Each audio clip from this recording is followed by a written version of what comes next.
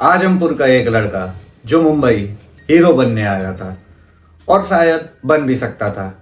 एक मूवी भी मिली थी उसे, उसके 2 गाने भी शूट हुए, कुछ सीन भी शूट हुए, लेकिन वो मूवी कभी रिलीज नहीं हुई। मूवी का नाम था निर्मोही। फिर कैसे ये लड़का जो एक्टर बनने आया था आगे चल के मुंबई का one of the famous underworld don बना। आज हम बात कर रहे हैं अबू सलेम की और आज जानेंगे क्या वो जेल से बाहर आ सकता है, क्योंकि इस समय वो न्यूज में है। तो वीडियो में अंत तक जरूर बने रहिएगा। तो हेलो दोस्तों, आप सबका स्वागत है क्राइम प्राइम पर। चैनल पर न्यू ही होगे तो प्लीज सब्सक्राइब कर लो यार, जस्ट 1 सेकंड लगता है, प्लीज आप सबका सपोर्ट तो चाहिए। तो चलो अब वीडियो शुरू करते हैं।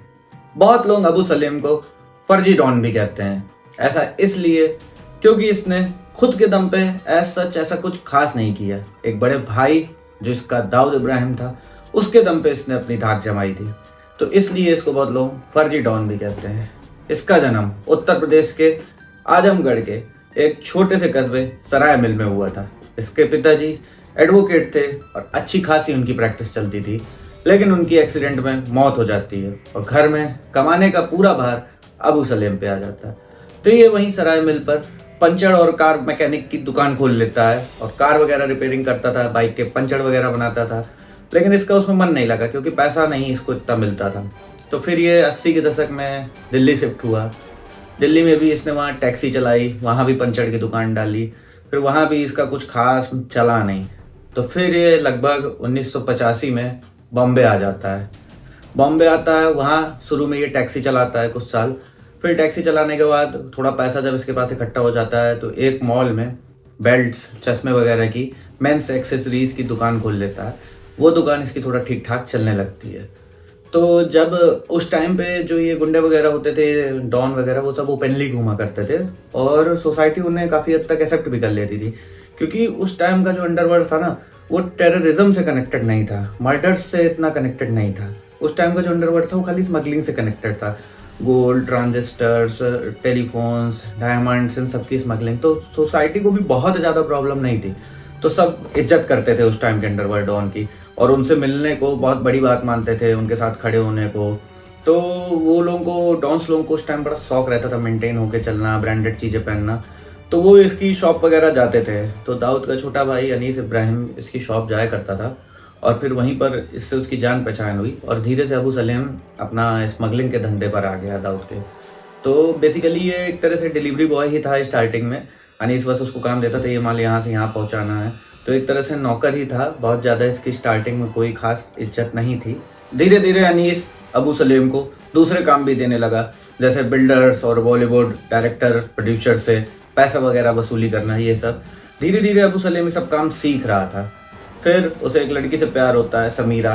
वो कॉलेज में पढ़ती थी, तो अबू सलेम उसका डेली पीछा किया करता था, एकदम फिल्मी हीरो के स्टाइल में, और डेली उसके पीछे जाया करता था। कुछ दिन में दोनों के बीच बातचीत भी हुई और फिर बाद में शादी हो गई उन दोनों की।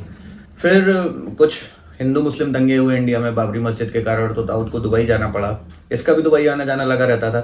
धीरे धीरे इसका टी कंपनी में कद बढ़ता जा रहा था क्योंकि ये अच्छा काम कर रहा था, और छोटा शकील का भी उस समय कद बढ़ रहा था। तो कहते हैं कि छोटा शकील ने दाऊद के कान भरे थे क्योंकि वो अबू सलेम को पसंद नहीं करता था। और फिर जहाँ तक है कि दाऊद भड़क भी गया था और इसको दाऊद गैंग से अलग होना पड़ा था। तो ये पहले यूरोप शिफ्ट हो जाता है और यूरोप के बाद फिर अमेरिका शिफ्ट होता है।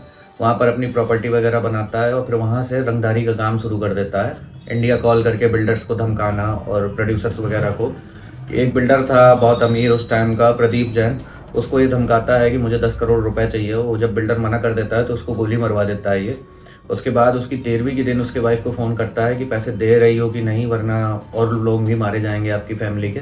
तो ऐसा करके ये धीरे धीरे पैसा वसूलना शुरू कर देता है। टी सीरीज़ के फाउंडर जो थे गुलशन कुमार जी, उनसे ये पैसा मांगता है और वो मना कर देते हैं। उनकी ये दिन दहाड़े हत्या करवाता है क्योंकि दिल पे बात ले लेता है। और कहते हैं कि जब शूटर से इसको गोली मार रहे थे गुलशन कुमार जी को, तो ये कॉल पर था क्योंकि इसको गुलशन कुमार जी की चीखें सुननी थी।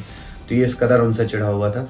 तो कुछ ऐसे कांड करके लगभग इसके ऊपर 52 मुकदमे दर्ज हैं आज तक, और एक्सटॉर्शन, मर्डर वगैरह के। और 93 ब्लास्ट में भी इसका हाथ था। हथियारों की एक खेप लेके आता है गुजरात से बॉम्बे तक, और संजय दत्त के घर भी AK-56 डिलीवर करने यही गया था।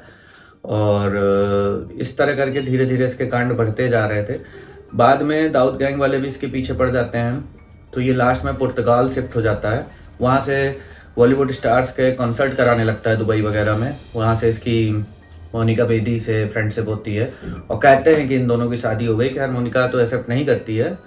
और बाद में ये लोग काफ़ी टाइम साथ में रहे, पुर्तगाल में भी दोनों रहे साथ में, लेकिन शादी का कभी उसने एक्सेप्ट नहीं किया। उसके बाद फाइनेंशियल ट्रांजैक्शन करने की वजह से ये वहाँ पे इंडियन गवर्नमेंट को पता चला कि ये पुर्तगाल में है और ये 2002 में पकड़ा गया और 2005 में इंडिया लाया गया, क्योंकि इंडिया और पुर्तगाल गवर्नमेंट की एक्स्ट्राडिशन ट्रीटी है। तो उसमें कुछ शर्तों पे लाया गया कि ना तो इसे फांसी की सज़ा होगी और 25 साल से ज़्यादा की जेल नहीं होगी। तो यहाँ भी इसको उम्र कैद सुनाई गई, लेकिन उम्र कैद उस टाइम पर मैक्सिमम ऑफ 14 ईयर होती थी। उम्र कैद का मतलब ये नहीं कि पूरी उम्र भर कैद होगी, मैक्सिमम ऑफ 14 ईयर आप जेल में रहेंगे, उसके बाद बाहर आ जाएंगे। तो अभी जो हाल फिलहाल में न्यूज़ ये आ रही है कि इसने एक PIL दाखिल किया हाई कोर्ट में इसकी प्री रिलीज़ के लिए, कि मतलब टाइम से पहले रिलीज़ कर दिया जाए। अगर कोई क्रिमिनल बहुत साल से बंद है और शांत है, जेल में अच्छे से रह रहा है, तो कोर्ट के पास पावर है कि वो प्री रिलीज़ कर सकता है। तो इसने एक PIL दाखिल किया है। एक ऐसा ही PIL कुछ दिनों पहले अरुण गौली ने भी दाखिल किया था, जिसे हाई कोर्ट ने एक्सेप्ट कर लिया था, लेकिन सुप्रीम कोर्ट ने रिजेक्ट कर दिया कि ये कह के कि not everyone is Arun Gawli, हर कोई अरुण गौली नहीं है ना। मतलब आपका क्राइम बहुत ज़्यादा बड़ा है ना, आप लोगों ने बहुत मासूमों को मारा है, हत्याएं की हैं, एक्सटॉर्शन, टेररिज्म में भी इन्वॉल्व रहे हो। तो मेरे हिसाब से इसकी भी PIL रिजेक्ट हो जाएगी। इसको प्री रिलीज तो नहीं मिलने वाला, लेकिन हाँ पुर्तगाल के वकील वगैरह आते रहते हैं इससे जेल में मिलने। तो 25 साल जब इसके पूरे हो जाएंगे तब तो ये निकल जाएगा, क्योंकि इंडियन गवर्नमेंट कभी अपने इंटरनेशनल रिलेशंस नहीं खराब करेगी। उसी बेसिस पे ये आया था, तो ये निकलेगा कुछ साल बाद तो निकलेगा, लेकिन अभी जो इसने प्री रिलीज की PIL डाली है तो उसमें तो ये नहीं आने वाला। तो दोस्तों यही था आज का वीडियो। नेक्स्ट वीडियो कल आएगा, प्लीज़ चैनल सब्सक्राइब कर लो। टाटा।